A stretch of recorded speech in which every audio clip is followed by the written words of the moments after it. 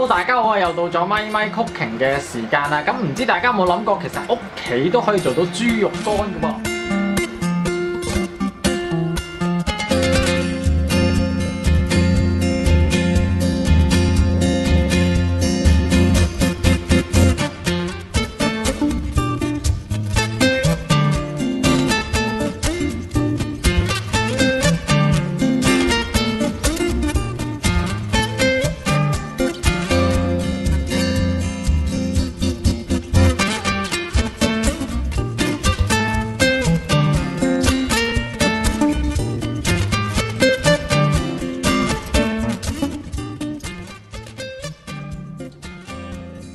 首先呢，就將全部嘅材料呢，就加到去免治豬肉嗰度，撈到佢起膠。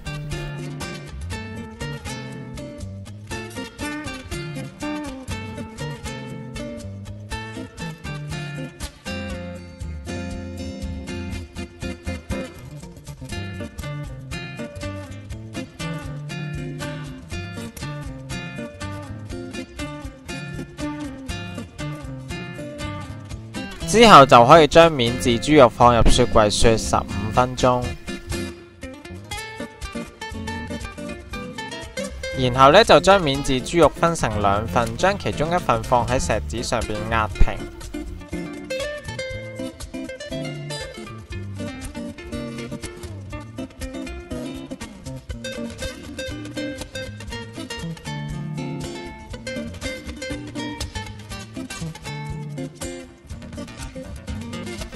之後就可以放入已經預熱咗180度嘅焗爐焗15分鐘，跟住呢，就反轉另外一面焗多7分鐘。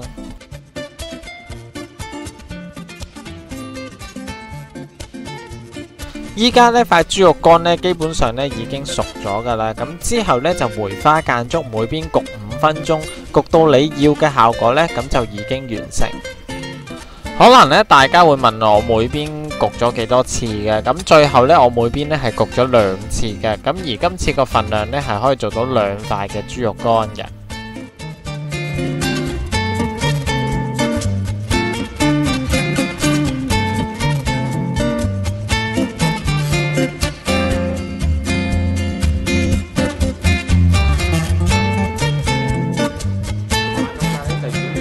手頭上嘅豬肉乾啦，咁自己整嘅豬肉乾呢，其實就比較係軟身少少啦，同埋係比較濕潤啲嘅。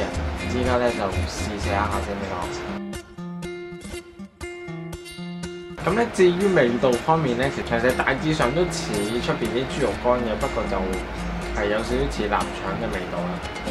咁呢，整呢個豬肉乾呢，其實就真係冇話特別咩技巧嘅，咁所以其實都係非常之簡單嘅一個零食啦。希望大家都中意我今次嘅分享，我哋下一次再見啦，拜拜。